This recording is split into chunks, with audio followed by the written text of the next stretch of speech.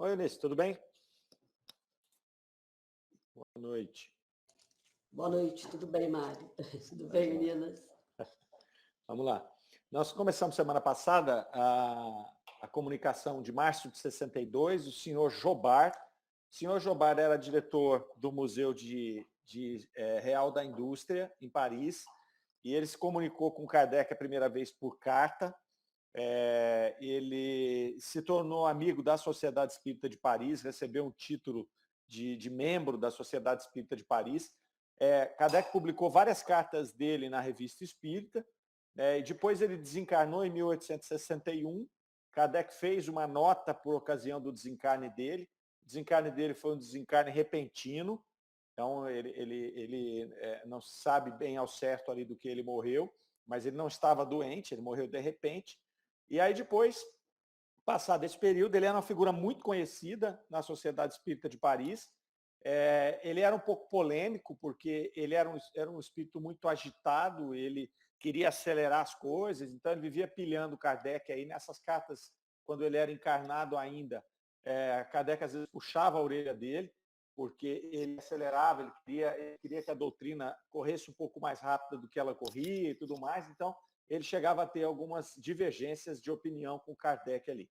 Mas era uma figura muito querida por todos, e ele, ao desencarnar, ele faz essa primeira comunicação aqui. Kardec vai dizer no começo dessa que nós vimos semana passada, que ele esperou, ele demorou um pouco depois do desencarne do senhor Jobard, para poder começar a colocar as mensagens, porque vieram muitas mensagens. Então ele precisava de separar aquilo que ele achava que era de fato do espírito do senhor Jobard, aquilo que tinha algum ruído, né? Então ele aguardou um pouco para juntar um compêndio de comunicações para poder trazer aqui.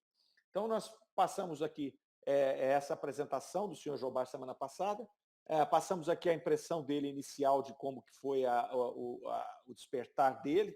Então ele diz que ele passou em revista a sua vida antes no momento do desencarne. Depois ele teve um período ali de perturbação e já se despertou no plano espiritual, estando em condições ali de fazer as suas comunicações. Então a gente vai ver aqui ao longo das comunicações como ele se comporta, né, no plano espiritual, e a gente vai perceber que ele, apesar dele ter passado por um processo de esclarecimento da sua condição rápida, ele não ficou isento da perturbação natural dos espíritos, né? Até daquela, não seria surpresa, né? Mas a diferença, sentindo a diferença entre os dois planos ali. É bastante interessante, bastante esclarecedor aqui esse conjunto de manifestações. Vamos começar aqui com a primeira palestra dele. Deixa eu compartilhar aqui a tela. Soraya, você faz a leitura? Por favor. Vamos lá. Tamanho tá bom? Tá, obrigada. Beleza. Em vida, tinhas recomendado que vos chamássemos quando tivesseis deixado a terra. Fazemo-lo não só para satisfazer ao vosso desejo, mas sobretudo para vos renovar o testemunho de nossa simpatia muito viva e muito sincera, e também no interesse de nossa instrução, porque melhor do que ninguém, estáis em condição de nos dar ensinamentos precisos sobre o mundo onde vos encontrais. Assim, ficaremos felizes se quiserdes responder às nossas perguntas. A esta hora, o que mais importa é a vossa instrução. Quanto à vossa simpatia, eu a vejo e não a compreendo mais apenas pelos ouvidos, o que constitui um progresso. Para fixar ideias e não falar vagamente, e também para instrução das pessoas estranhas à sociedade, mas presentes à sessão, perguntaríamos, para começar, em que lugar estáis aqui e como vós nos veríamos, se o pudéssemos. Estou perto da médium. Ver-me-ias com a aparência de Jobard, que se sentava à vossa mesa, porque os vossos olhos mortais, não descerrados, veem os espíritos na aparência mortal.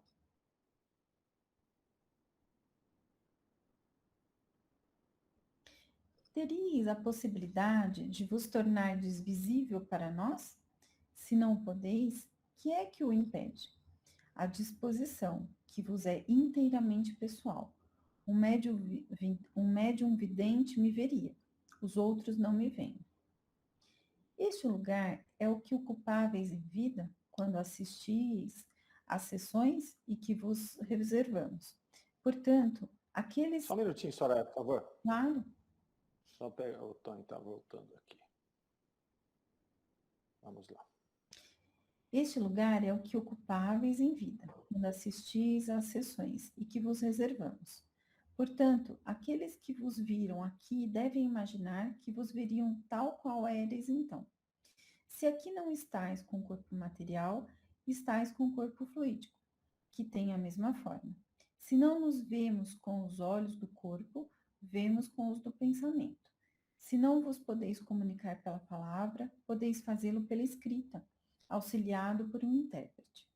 Nossas relações convosco não são, pois, interrompidas pela vossa morte e podemos conversar convosco tão fácil e completamente como outrora. As coisas são mesmo assim? Sim, e o sabeis há longo tempo. Este lugar eu ocuparei muitas vezes, mesmo sem o perceberes, porque meu espírito habitará entre vós. Pode seguir. Há pouco tempo estáveis sentados nesse mesmo lugar. As condições em que agora estáis vos parecem estranhas?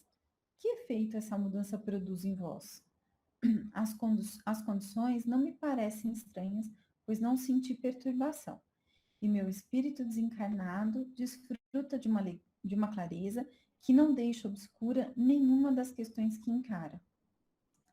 Lembrai-vos de haver estado nas mesmas condições antes de vossa última existência e encontrais algo mudado? Lembro-me de minhas existências anteriores e acho que estou melhorado. Vejo e assimilo o que vejo. Quando de minhas encarnações precedentes, espírito perturbado, não percebia senão lacunas terrenas. Lembrai-vos de vossa penúltima existência, a que precedeu o Sr. Jobá? Em minha penúltima existência, fui um mecânico, ruído pela miséria e pelo desejo de aperfeiçoar o meu trabalho. Como Jobá, realizei os sonhos do pobre operário, e louvo a Deus, cuja bondade infinita fez germinar a planta cuja semente havia depositado em meu cérebro. Muito bem. Vamos dar uma paradinha aqui. Vou só fechar o microfone. Ficou aberto aqui. Pronto. Bom, então essa primeira palestra que eles trazem aqui do senhor Jobá é interessante porque ele já chega informando ali que todas as comunicações dele estariam focadas na instrução. Ele tinha falado lá no primeiro texto dele colocado que ele continuava o trabalho dele no plano espiritual, que era o de pesquisa no campo da doutrina espírita, e que ele iria dar um foco ali nas comunicações, principalmente. Então ele vem aqui agora falar que essa questão da instrução. É interessante que ele fala da simpatia, né? Ele fala que não vê mais a simpatia como a gente via, ele consegue perceber. Então, achei interessante aqui, ele fala até que constitui um progresso para quem? Um progresso para o espírito dele. Então, aqui nós temos, normalmente a gente vai expressar simpatia por uma pessoa através das palavras, né? Através desses atos. Ele percebia além disso.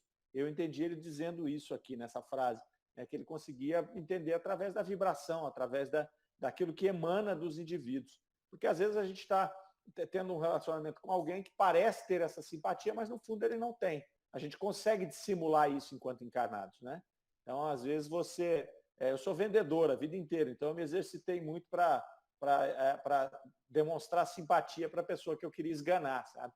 Então é uma coisa que a gente treina, a gente aprende aqui enquanto encarnado, né?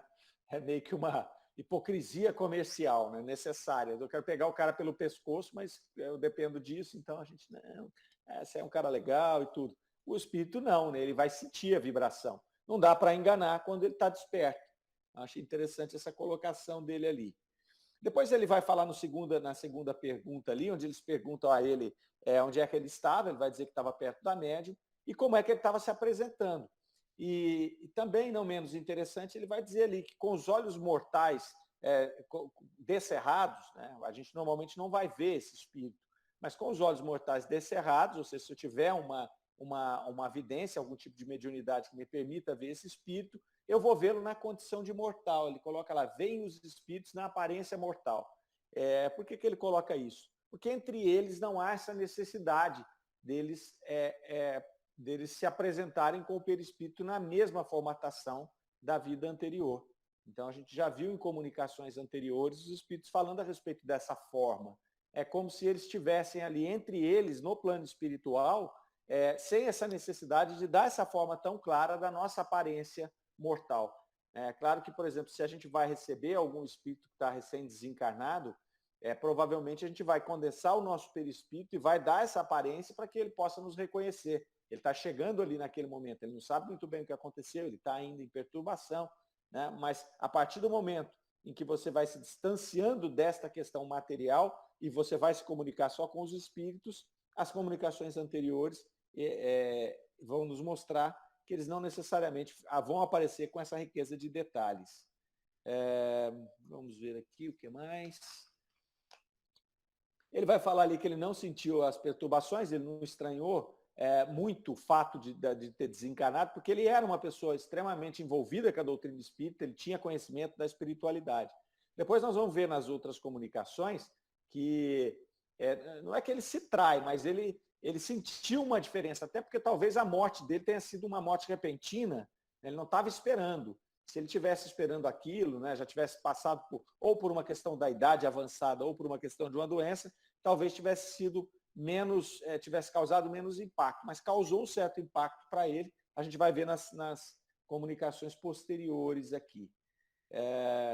Ele já vai dizer aqui que o espírito dele já desfruta de uma clareza interessante, né, e que uma grande diferença que ele vai dizer é que ele lembrava das experiências anteriores, das existências anteriores dele ali.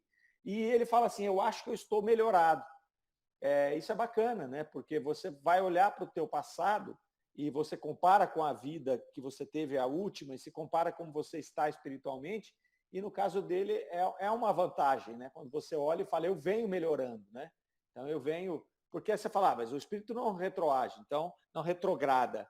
Então, quer dizer, todos vamos melhorar. Sim, mas às vezes nessa encarnação eu fiz escolhas infelizes, eu não cumpri com o meu planejamento espiritual. E aí nós vimos também em outras comunicações que tivemos oportunidade de estudar, que vários espíritos se lamentam exatamente do que fizeram ou não fizeram na última encarnação. Não é o caso do senhor Jobá, né? Ele está ali tranquilo, ele apresenta uma certa tranquilidade na sua fala aqui, justamente porque ele se vê melhorado ali, né? E ainda diz que por essa clareza que deu a ele ali, ele percebe, vê essas encarnações que ele teve anteriormente e preencher essas lacunas. Anteriormente, ele não conseguia fazer isso.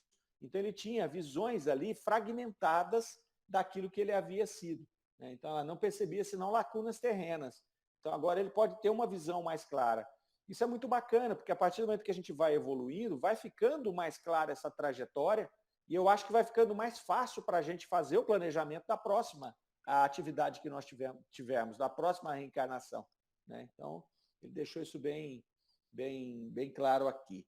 Ele vai relatar que foi um mecânico, que ele teve na vida anterior ao senhor Jobardo, ele foi um mecânico, uma vida bastante simples, uma vida de luta ali, né? E ele vai louvar a Deus aqui por ter feito germinar, né, a planta cuja semente havia sido depositada no cérebro dele. Então, ele teve nessa vida de um operário simples ali, ele colocando que ele plantou alguma coisa que foi germinar na vida futura dele, que foi a do senhor Jobá. Então, isso também é interessante, porque às vezes a gente para pensar e fala assim, poxa, mas a gente fez tão pouco nessa encarnação, às vezes você pega pensando nisso, eu podia ter feito mais e tudo, mas são essas sementes que estão sendo plantadas, né? Se a gente trabalhar com afinco para regar essa semente, para deixar essa semente numa condição favorável, nas encarnações futuras a gente vai colher esse fruto, como o senhor Jobá colheu aqui, podendo ter como resultado final essa chegada no plano espiritual, de modo que você vai olhar para você mesmo e vai dizer, puxa vida, eu melhorei, eu estou melhorando, né? E essa questão da evolução, ela é exponencial, né? Ela é muito difícil no começo, Mas a partir do momento em que ela pega a tração ali, vai ficando mais fácil o processo evolutivo. Né? Porque o que acontece? A gente só faz más escolhas porque a gente traz com a gente muitas tendências negativas. A partir do momento que você vai diminuindo isso, a nossa chance de fazer más escolhas vai diminuindo também. Por isso que a evolução é exponencial, a ponto de chegar num momento em que alguns de nós vamos ter acelerado o processo evolutivo mais do que o processo evolutivo do planeta, podendo ir para um plano superior, podendo ir, por exemplo, encarnar em um mundo superior ao nosso. Claro que não é uma tarefa fácil, mas é uma coisa que a gente vê na Revista Espírita, vários relatos de pessoas naquela época que desencarnaram e que disseram que iriam encarnar no plano no mundo superior, na próxima encarnação. Aí a gente fala, mas como será que se deu isso? Olha, se deu através dessa preparação. Eles vêm em várias encarnações, né, plantou a semente, vem regando, vem, né, constituindo até chegar nesse ponto em que você acelera a tua evolução mais do que aquele grupo que está ali ainda, que vai demorar um pouco mais para poder avançar, no nosso caso, para um planeta de regeneração e para espíritos regenerados. Ok? Tranquilo com essa primeira parte aqui? Alguém quer fazer algum comentário? Se não, sigamos.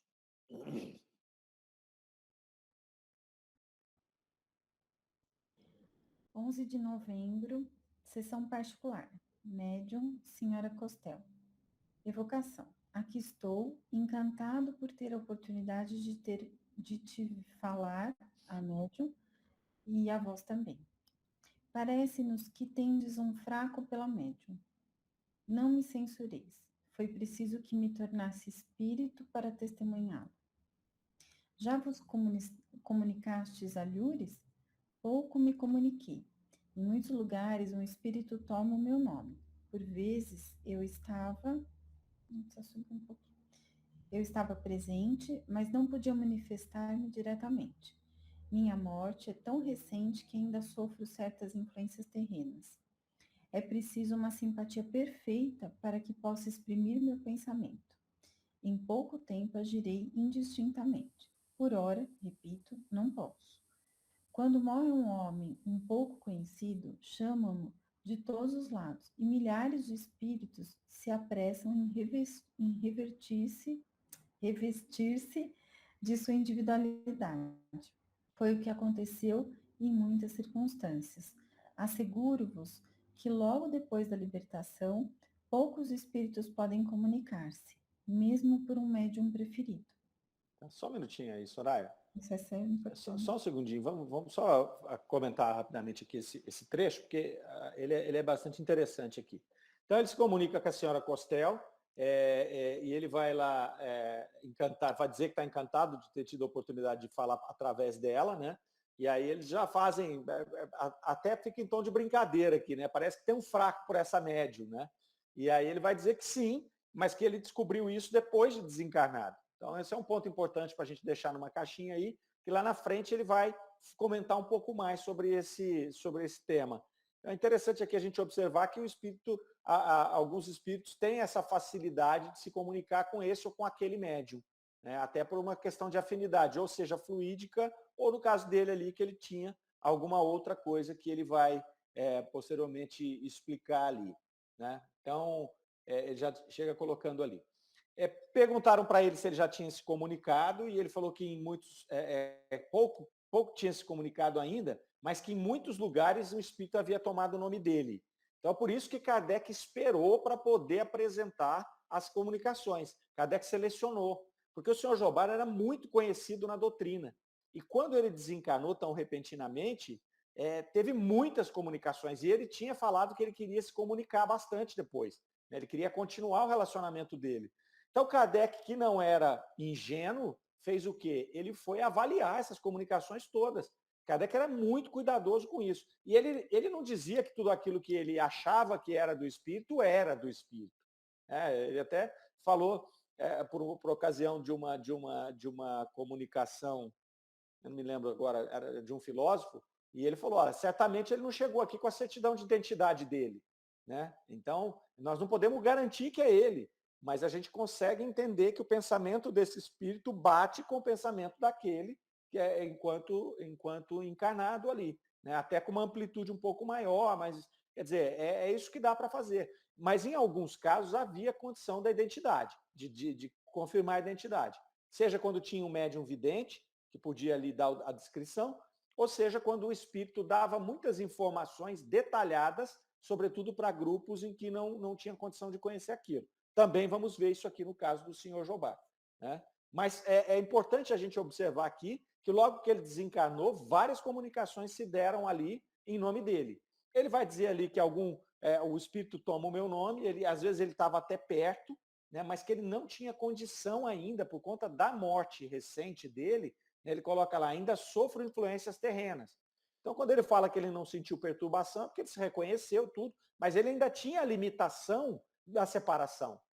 Nós já vimos também que quando essa separação se dá por doença ou por idade, ou seja, a pessoa já vem desprendendo o seu perispírito ali, já vai se conectando com o plano espiritual, né, já vai se relacionando com os espíritos novamente com mais tranquilidade. A gente viu os idosos comentando lá que ele já conversava com os espíritos, isso se dá um pouco mais fácil, né? Agora, nesse caso dele aqui, que é uma morte repentina, ele tem um processo para ser cumprido ali. Então, ele ainda tinha essas influências terrenas ali, né? Aí ele vai dizer, é preciso que haja perfeita sintonia para que eu possa exprimir o meu pensamento.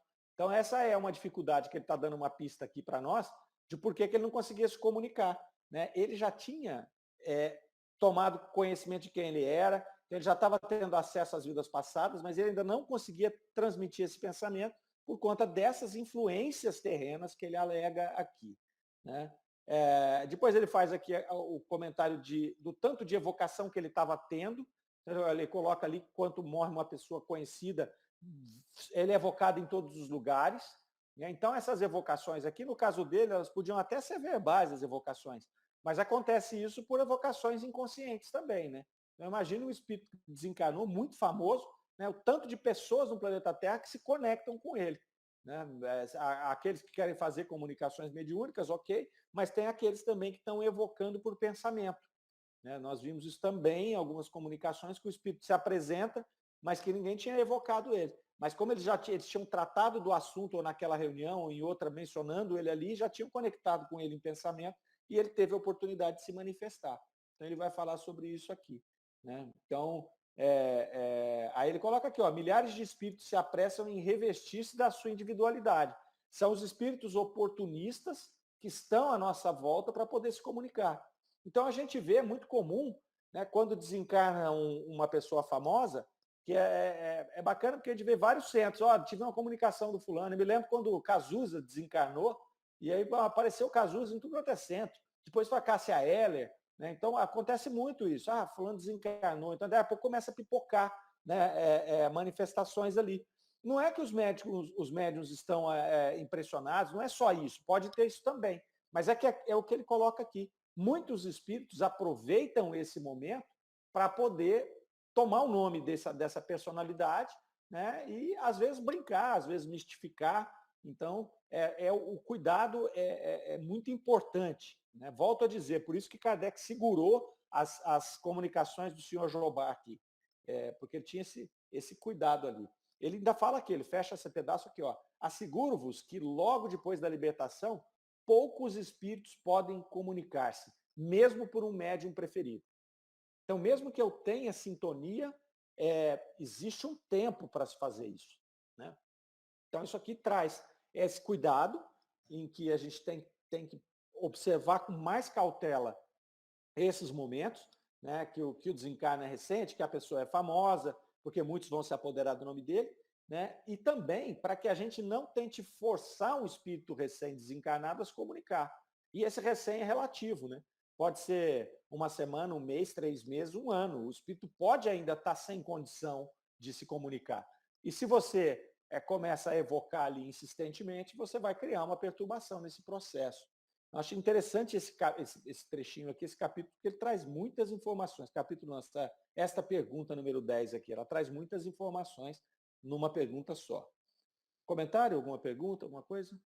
Ô, Mário, Pois não. eu não me lembro ao certo, mas no início ali da comunicação ele diz assim, eu não conseguia comunicar, mas teve espíritos que comunicaram por mim. Nesse caso, porque ele transmitia para o espírito e o espírito transmitia para o médium, ou era uns querendo passar por ele? O que ele colocou os dois casos aqui. No começo ele fala aqui, ó, em muitos lugares um espírito toma meu nome. Por vezes eu estava presente, mas não podia manifestar-me diretamente. Então, quer dizer, ele está deixando aqui, pelo meu entendimento também, Vera, que ele estava ali, um espírito tomou o nome, mas ele estava junto com o espírito, participando dessa comunicação. E no final aqui ele fala, olha, asseguro-vos que depois da libertação, aqui, milhares de espíritos se apressam em revestir-se de sua individualidade. Então ele tinha os dois casos. Ele tinha casos em que era ele mesmo se comunicando, mas era outro espírito que estava fazendo esse processo, mas ele tinha muitos espíritos que estavam dizendo que era ele, mas que não era. É por isso esse cuidado em separar as comunicações ali. Ok? Ô, Mário. Pois não. É interessante, a gente está estudando na sexta-feira o Céu e o Inferno, e no primeiro capítulo ali da segunda parte, o Kardec vai apresentar alguns argumentos sobre isso, né? E ele fala, inclusive, sobre a evocação pós-morte, né? E ele diz que tanto a evocação como a prece são meios de auxiliar o espírito a sair mais rápido do processo de perturbação, o que é muito interessante. Mas só que algo que a gente, inclusive, destacou é que Kardec, sempre antes de evocar qualquer espírito, ele sempre questionava, às vezes, a São Luís ou algum anjo da guarda ali presente, algum espírito que acompanhava a reunião, se era possível realizar a evocação, se o espírito estava apto a receber e ir até ali se comunicar, né? Mas que a evocação, ela tem um propósito muito bom, né, e salutar ali no processo da perturbação, e pode auxiliar bastante o espírito, porque ajuda ele a se esclarecer, né, após o desencarne. Então, facilita com que ele saia mais rápido do processo de perturbação. É um ponto interessante também. É bem colocado. A oração a gente viu aqui que assim, é muito, muito, muito recorrente os espíritos falando o quão benéfica é a oração. Então, a oração não tem contraindicação, né? A gente pode orar pelos desencarnados o tempo inteiro, aliás, a gente deve orar por eles. A evocação, Kardec tinha esse cuidado, né? De perguntar para os espíritos se ele estava pronto para ser evocado, né? Porque se ele estiver pronto, se tiver a condição ali de fazer aquela evocação, ainda como no caso do senhor Jobara aqui, que alguém o auxilie na evocação, ok. Agora vamos pensar que ele está num local ainda muito... pode criar uma outra perturbação, por isso que Kardec tinha esse cuidado, né? De questionar isso daí. Então, do mesmo jeito que o desespero nosso da separação vai ocasionar uma turbulência no espírito, se você evocar insistentemente um espírito que não pode participar, eu imagino que seja a mesma sensação para o espírito, né? Porque você está insistindo numa coisa que ele não pode fazer.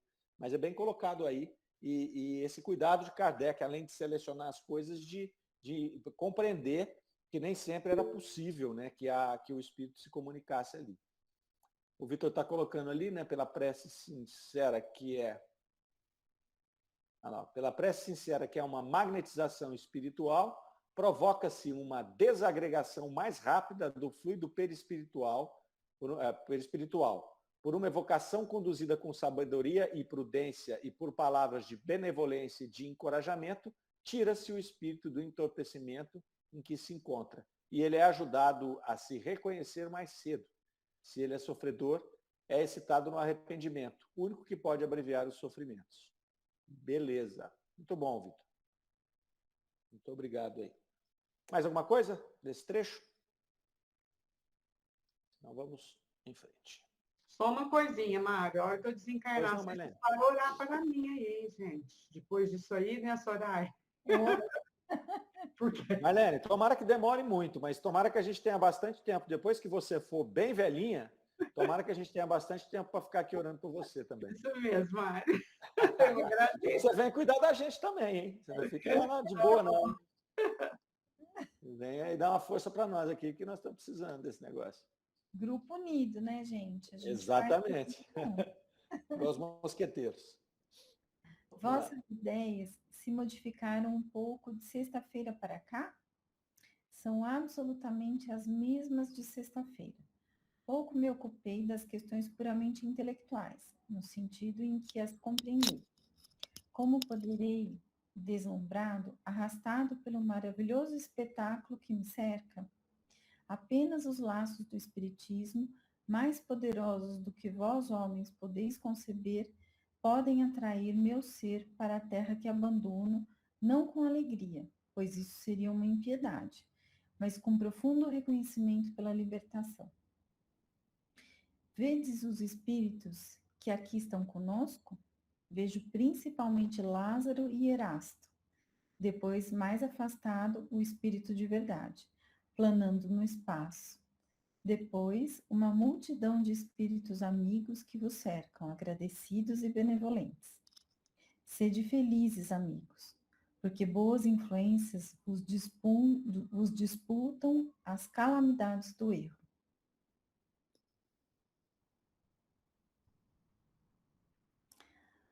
Ainda uma pergunta, por favor. Conheceis as causas de vossa morte? Não me faleis disso ainda. Ok. O interessante aqui é que eles perguntam a ele, né? Ele tinha feito uma parte da comunicação na sexta, depois fez na outra sexta, as reuniões aconteciam normalmente às sextas-feiras, e aí ele vai dizer que ele não teve tempo de evoluir, de avançar ali nas questões intelectuais, ele não tinha se ocupado disso ainda, então o pensamento dele não tinha mudado muito. E aí ele faz uma ressalva aqui do porquê que ele não tinha se dedicado ainda a essas questões, né? Ele coloca lá, olha, como poderia, deslumbrado, arrastado pelo maravilhoso espetáculo que me cerca. É bacana isso, né? Porque ele tinha uma visão do mundo espiritual através do estudo da doutrina espírita, né? Era uma pessoa muito espiritualizada, mas ele está demonstrando aqui o espanto que ele teve ao se descortinar o plano espiritual na frente dele. É muito bacana. Imagina o que deve ser isso, né? Deve ser uma coisa tão maravilhosa, é claro, para aqueles que estão nessa condição que ele está aqui, né? De missão cumprida, de poder se identificar ali.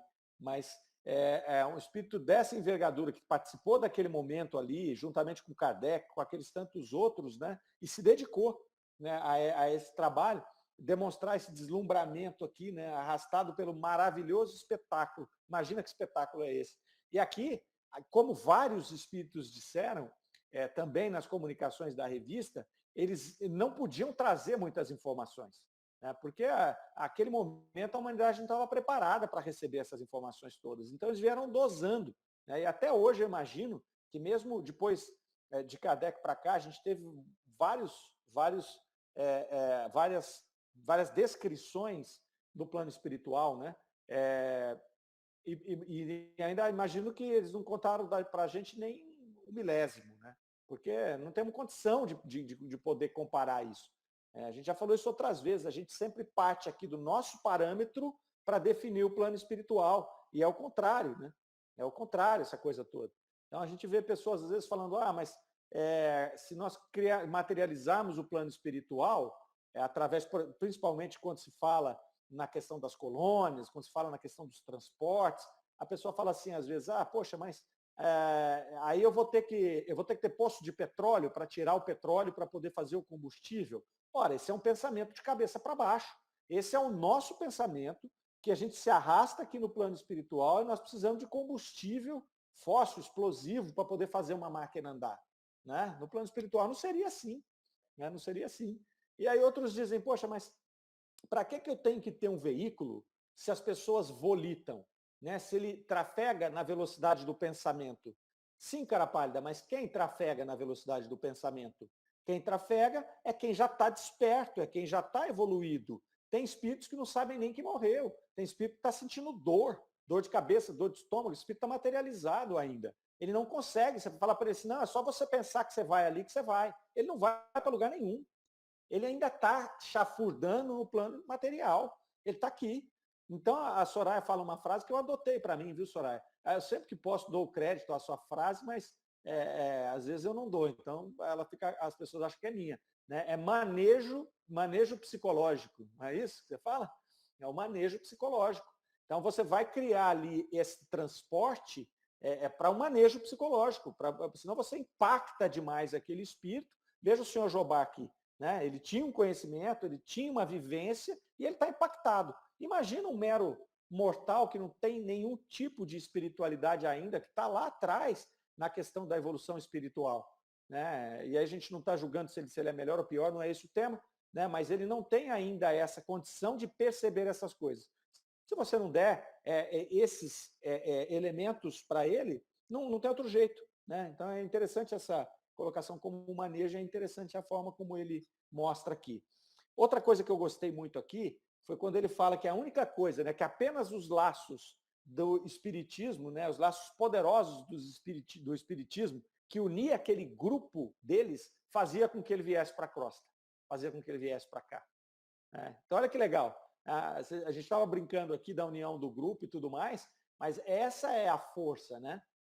É óbvio, ele é um espírito mais evoluído, ele já estava num patamar mais alto e ele veio, né? Agora, para o obsessor, para quem está aqui, nós já estamos aqui mesmo, né? Então é fácil, não tem que ir a lugar nenhum, eu só vou atravessar a rua e vou obsediar, vou interferir naquelas questões mundanas. Mas para um espírito desse vir aqui, ele precisa de uma razão forte, uma boa razão, né? Que no caso ali era esse grupo. Então esta é a razão que vai fazer com que a Marlene, se ela desencarnar primeiro que a gente, ela venha aqui dar uma força para nós, porque são esses laços aqui, Marlene. Entendeu? Nós vamos cobrar, você vai ver só. Mário, um ajuda o outro. Nós vamos te dar uma semana para você poder despertar lá, viu? Olha, quem estava lá, o Erasto, quem mais? Erasto, Lázaro e só o Espírito de Verdade. E o Espírito Verdade flutuando. E na sexta-feira nós estudamos lá com o Vitor, a Verinha está presente também no Céu e Inferno, a viúva, um espírito lá, a viúva esqueci o marido dela. Enfim, ela descreve o mundo espiritual que dá até vontade da gente desencarnar, Mário. E esse agora também. Não é? Então nós não precisamos ficar inseguros, não. Exatamente. Ele demonstra esse desapego aqui, né? Quando ele fala isso, que ele não voltaria, não estaria aqui. Né? E assim, as comunicações dele, eu acho que ele se arrependeu de falar que ele queria ficar se comunicando aqui, porque o povo ficou chamando ele e ele tinha coisa mais legal para fazer do lado de lá. Né? Mas já tinha feito um compromisso, né? Aí teve que vir. E aí, só isso aqui, né? Estava lá com Lázaro, Erasto, Espírito de Verdade. Imagine, né? O que era aquele movimento. Ele não caiu de paraquedas ali para se desenvolver espiritualmente. Por isso que ele falou que ela era algo que tinha uma semente que tinha sido plantada na encarnação simples dele lá atrás e que havia germinado nessa. Então é um processo longo, né? As coisas não acontecem numa encarnação só. Então, por exemplo, nós aqui do grupo, né, a situação, por exemplo, de Franca, que é uma cidade que tem muitos espíritas e muitos centros espíritas, né? São mais de 100 centros espíritas. Então, a gente está reunido aqui, são provavelmente sementes que estão germinando, que nós plantamos em outras encarnações, né, de contato com espiritualidade, com espiritualismo. Então, essas ideias, elas são ideias fáceis da gente digerir. Né? Então, eu me lembro, quando eu li a primeira vez o Livro dos Espíritos, nunca me pareceu que eu estava lendo algo estranho. É sempre algo assim que eu lia e falava, nossa, era quase como um relembrar, né? Quase como um relembrar. Não que eu tenha uma facilidade de entendimento grande, mas nada me parece assim, nossa, mas isso aqui, como assim? Não tem lógica isso, não. Né? Então, não é que é uma condição de inteligência de agora, na verdade, o que ele falou aqui. Né? E acho que acontece com todos nós, né? Que estamos aqui sempre estudando, ao invés de estar fazendo outras coisas, né? que são, às vezes, até, talvez, de um ponto de vista mais raso, mais prazerosas, né? Mais relaxantes do que a gente ficar aqui criando, né, colocando coisa na nossa cabeça, tentando entender. Isso requer um esforço, né? Mas são sementes que foram plantadas lá atrás. E esse trabalho que a gente está fazendo, a gente quer crer, e essas comunicações aqui vão mostrar para nós, que vão valer a pena nesse sentido, né? Não que a gente esteja fazendo por isso, mas é que acaba sendo quase inevitável fazer, né? É quase inevitável fazer. E cada vez mais vai ser inevitável fazer isso. Né? Porque, por razões que a gente comentou anteriormente, a gente acaba não tendo outro caminho, né? A gente acaba evoluindo e aí você quer evoluir mais, aí fica mais fácil, eu não tenho mais volta. Não vou retroagir, eu não vou depois virar um espírito ruim depois que eu tiver ficado bom. Eu não tenho mais essa escolha, né? Aí se for, mas você não tem o livre-arbítrio? Eu tenho, mas eu já não tenho mais isso para escolher. Né? Então eu faço o livre-arbítrio em cima do rol de escolhas que eu tenho. E esse tipo de escolha eu não tenho mais no meu rol quando eu evoluir. Né? Então eu não vou cair. Lembra que a gente falou de um espírito que matou aquelas crianças? Que tá nós já até estudamos isso aqui. O espírito que matou 5 crianças. E ele tinha, na verdade, ele vinha de um mundo inferior, ele pediu a encarnação no planeta Terra e caiu. E aí a gente pode falar, pô, ele retrogradou, retroagiu o espírito dele. Não. Ele, na verdade, ele tinha dado um passo maior do que a perna dele. Ele não estava preparado para estar ali ainda. Né? A partir do momento que a gente passa por aquilo, a gente não vai voltar mais. Então, muito provavelmente, nenhum de nós vai voltar a ser canibal, por exemplo, né? Que é uma coisa que está lá atrás. A gente não vai ser exposto a esse tipo de situação. Ok? Hoje mesmo, né, Mário? Vamos supor, nenhum de nós aqui, falo mais por mim, lógico, nós não somos nenhum santinho, né? Cada um sabe de si. Porém, tem coisas que a gente não faz mais, né? Não dá. Já não tem coragem, vamos supor, de pegar um cachorro e enforcar o cachorro, nem um gato, imagina um ser humano, né? Isso já nos choca profundamente. Então, tem coisas que nós não fazemos mais, não tem conversa, né? É daí para frente, né?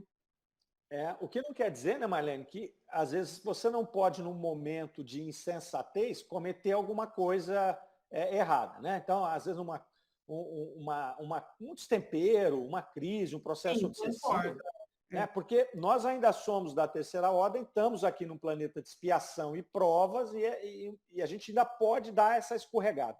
Mas eu concordo plenamente com você, né, que não é mais a nossa tendência. Né? Não temos, a gente não tem e não vamos ter mais isso. O que não quer dizer que a gente não possa cometer alguma coisa até grave, né? Porque ainda não somos perfeitos, ainda não passamos por... Isso não está totalmente fora do nosso espírito ainda. Eu estou falando por mim, né? Às vezes... Você tem razão, porque às vezes recentemente, eu andei ouvindo umas coisas. Falei, nossa, mas a pessoa fez isso porque está num momento, às vezes, de um alto desequilíbrio, né? Um alto desequilíbrio emocional, aí sim, mostrando até que, olha como a gente é frágil, né? Olha como nós somos frágeis. Então, daí a necessidade da gente sempre estar mesmo tomando cuidado, né? Mas só se for num desequilíbrio muito grande mesmo, né? Senão a gente já não... Porque existem pessoas aqui no planeta que, não, eu faço isso sim, eu tenho prazer. Se precisar, eu cato outro pelo colarinho e enforco, né? Marlene, mas eu acho que quem faz no momento de desequilíbrio, já está nessa tentativa, nessa busca, sofre muito, né? Sofre muito. Grande. Quando a gente faz alguma coisa que... A gente tem essas coisas que... Se você faz alguma coisa que te deixa triste, ninguém vai te cobrar aquilo, é você. A gente fica numa tristeza, né? Aquilo fica ali enquanto a gente não resolve, não é uma coisa assim? Graças a Deus, né, gente? É verdade. É o preço, né? Mas a Marlene colocou os psicopatas, né? Aquelas pessoas que não têm empatia, que não têm sentimento nenhum, que ele não tem esse sentimento que você falou. A pessoa vai lá e mata um outro ser, seja um animal qualquer, ou seja um ser humano, e ele não tem nenhum tipo de reação. Esse é um espírito que ainda está lá atrás ainda. Né? É um irmão nosso que ainda está bem atrás, porque nós temos esse sentimento de culpa, de ter, puxa, eu falei, às vezes as pessoas falam para mim assim, eu faço essa análise por mim. As pessoas falam, Mário, você é uma pessoa tão calma. Eu não sou calmo. Muito pelo contrário, eu sou uma pessoa extremamente agitada, extremamente nervoso. E às vezes a pessoa fala alguma coisa e eu me irrito com aquilo que ela falou. Eu me controlo, é diferente, eu sou controlado, eu não sou calmo. Aí eu consigo me controlar, quando eu consigo respirar, aí tranquilo. Se eu conseguir respirar, é tranquilo. Mas às vezes eu não consigo. E aí às vezes eu falo alguma coisa mais ríspida para a pessoa, mas acontece o que a Soraya falou na hora. Eu falo, pô, de novo, cara. De novo você não conseguiu respirar, né, antes de agir. E acontece com uma certa frequência, né? E quanto mais agitado está, mais a gente acaba se envolvendo e fazendo. Por isso que eu digo, às vezes a gente vê situações dessas. Fulano fez aquilo, mas como? Nunca imaginei. Ora, nós somos espíritos da terceira ordem, estamos sujeitos, né? Mas já passamos. E vai acontecer, concordo também, Soraya, que vai acontecer fatalmente. Se a gente cometer esses enganos, a gente vai sofrer amargamente. Muito mais que aquele despreocupado, né? O despreocupado não está nem aí, ele faz as coisas. E quantas pessoas a gente vê que ferem as outras e é como se fosse com elas. Ainda transferem na maioria das vezes. O problema é do outro, né? Não é meu. A culpa foi dele. Então é muito comum. É muito comum isso. Mas a partir do momento que a gente passa essa fase, a gente não quer mais. Por isso que a gente sofre. Né? Poxa, eu não quero mais. Eu já sabia o caminho. Por que eu fiz de novo? Não é? Então é muito interessante aqui. E a gente espera que a gente tenha essa sensação do Jobá aqui, né? De chegar lá e falar, nossa, eu estou melhorando. Né? Sem querer ser santo, né? Também a gente não pode, né, Marlene, colocar uma responsabilidade para nós de temperança, né, de pureza maior do que a gente tem. Porque senão a gente não dá conta. É aquela pessoa que tem a tendência de ser mais gordinha, ela fala, não, eu quero pesar 40 quilos, mas você nunca vai pesar 40 quilos nessa encarnação. Né? Então, quer dizer, aí você sofre. É aquela pessoa que quer parar de comer carne ou parar de fumar, tem algum objetivo, e ela fala, amanhã eu não faço mais, um radicalismo. Né? É mais sensato a gente ir entendendo que caiu, voltando, né? Porque fazendo esse esforço, porque é uma caminhada mais longa, mas ela é uma caminhada mais segura. Senão a gente vai cair demais, porque a gente tentar romper de onde nós estamos para um espírito puro, né, ou regenerado, numa encarnação só, dependendo do ponto que nós estamos, não vai dar tempo. E aí você se frustra e você muitas vezes entrega o jogo, fala, não quero saber, já que eu sou assim mesmo. E aí você abre para as suas más inclinações ao invés de lutar contra elas. Concordam com isso? Concordo, sim. Eu conheço até casos. A pessoa escolhe ter uma vida, eu acho que quer ser evoluído de uma hora para outra e faz algumas escolhas e, de repente, ela não dá conta daquilo. Aí chuta o balde. Então, a gente tem que ir com temperança, sim. Eu tenho essas dificuldades, né? Algumas eu vou vencer, outras não, mas eu vou caminhando como eu sou, né? Como eu sou e sem medo da crítica do outro, né? Que é isso que acontece muito nos grupos religiosos e no espírita também. Aí eu tenho que mostrar que eu sou assim, né? Não. Pelo contrário, eu quero mais é que o outro enxergue os meus defeitos. Não quero que ele veja só as minhas qualidades, porque isso não é real, né? Isso não é real.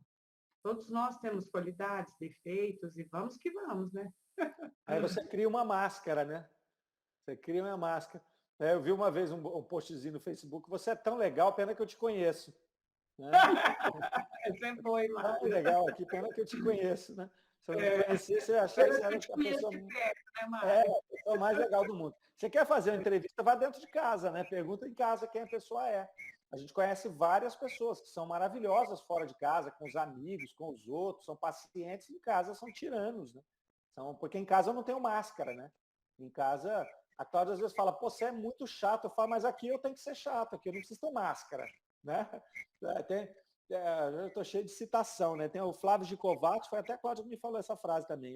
Aí as pessoas acham que fui eu, não foi não, é o Gicovati.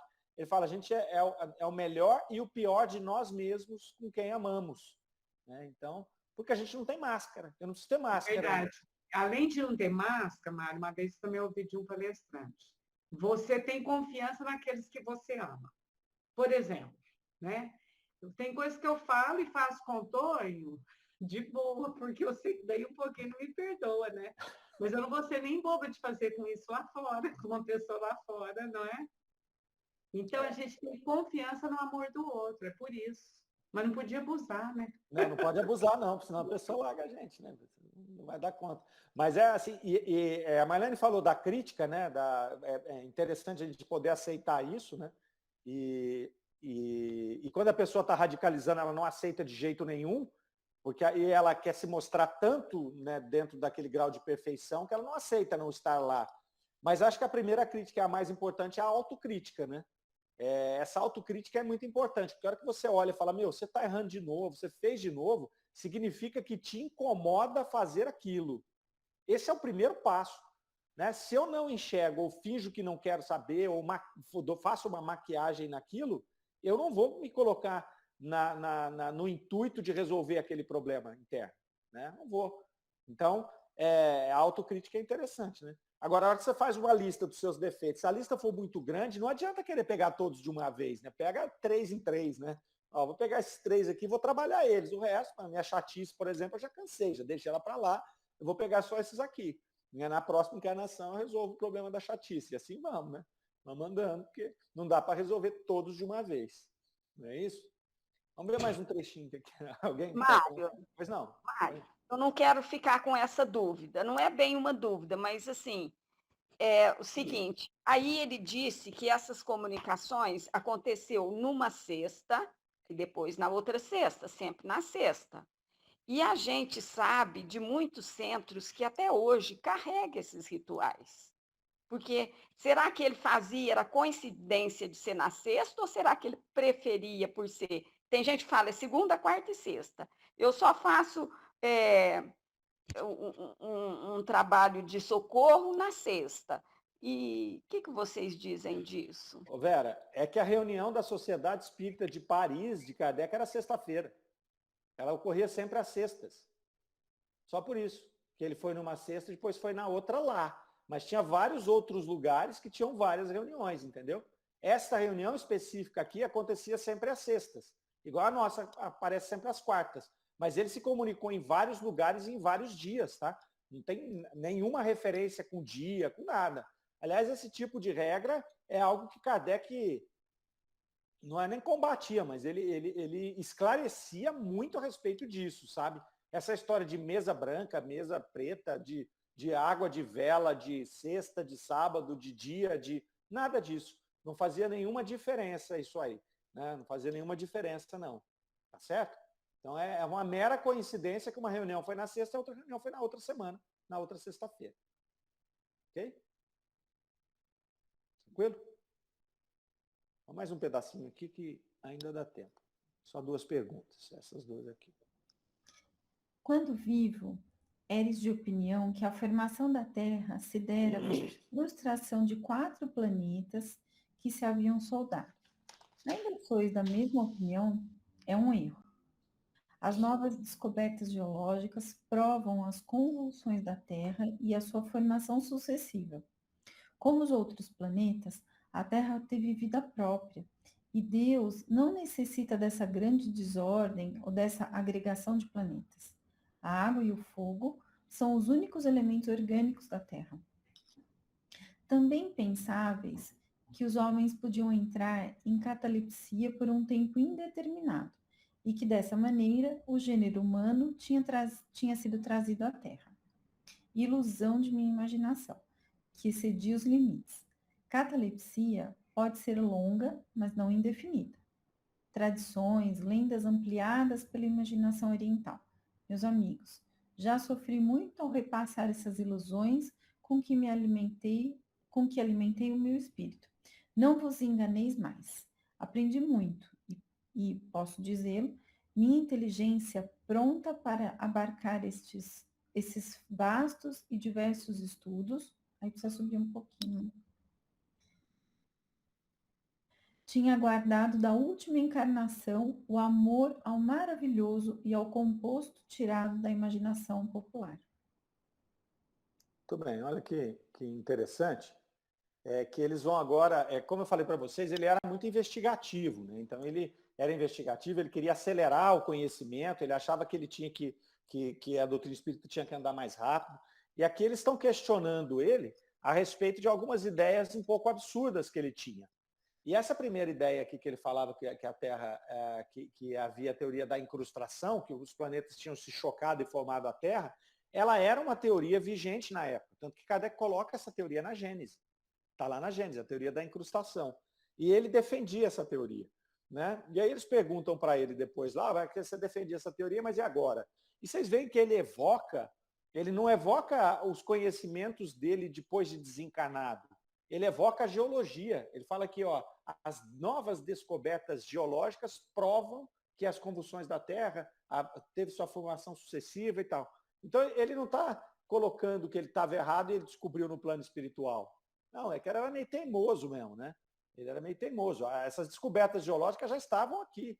Né? Kardec vai colocar, inclusive, na Gênese, quando ele coloca lá da formação da Terra, que tinham várias teorias. Naquele momento ainda não estava fechado o tema. Né? Esses temas não estavam fechados. A teoria da evolução das espécies ela é contemporânea de Kardec, ela é da mesma época. Né? Da época de Kardec, Darwin e Wallace publicaram a teoria da evolução das espécies. Então havia também, Kardec coloca na Gênese, várias teorias da evolução. Né? Ele vai falar lá da geração espontânea. Né? Eu não sei se ele não fala de panspermia, mas tinha uma que era panspermia também, que a vida tinha vindo de outro planeta, né? Num meteoro, como se fosse um vírus, alguma coisa desse tipo, e tinha encontrado na Terra a condição de se desenvolver. Então tinham várias teorias. Né? E depois aí Darwin vem com a teoria da evolução das espécies. Kardec começa a obra dele numa linha, depois com a teoria da evolução das espécies, encontra subsídio para mudar. Então a gente vê essa percepção, essa mudança de Kardec. A gente vê na primeira edição do Livro dos Espíritos, na segunda. Então aqui é interessante que o Jobard não vai falar dos conhecimentos dele nesse momento aqui, posteriores ao desencarne. Né? Ele vai falar das descobertas geológicas.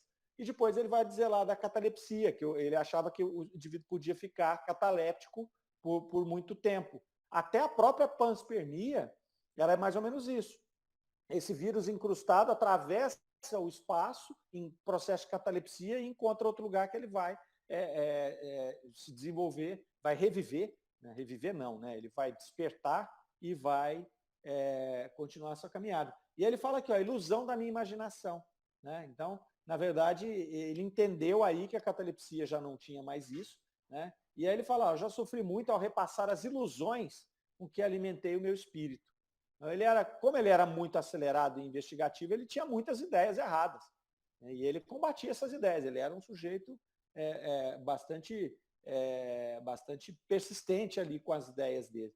Né? Então ele vai dizer ali que ele tinha esse pensamento dele acelerado, ele estava preparado para todos esses conhecimentos, essa avidez dele por conhecimento fez com que ele tivesse ali tirado várias coisas da imaginação popular. Então ele era muito suscetível a essas situações. Então ele está fazendo meio que uma confissão aqui, né, da condição dele. Então ele era suscetível a isso. É normal, é tranquilo, são conhecimentos terrenos.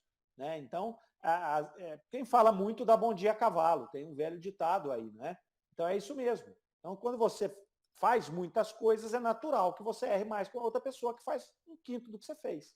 Então, ele está fazendo essa meia-culpa aqui, mas ele foi extremamente importante nesse processo e vai continuar sendo aqui depois de desencarnar. Comentários? Dúvidas? Se não, vamos fechando aqui, já são 8 horas. E semana que vem a gente continua, tem mais algumas comunicações dele aqui, bem interessantes. Vamos continuar seguindo aí o senhor Jobard. Beleza, meninos?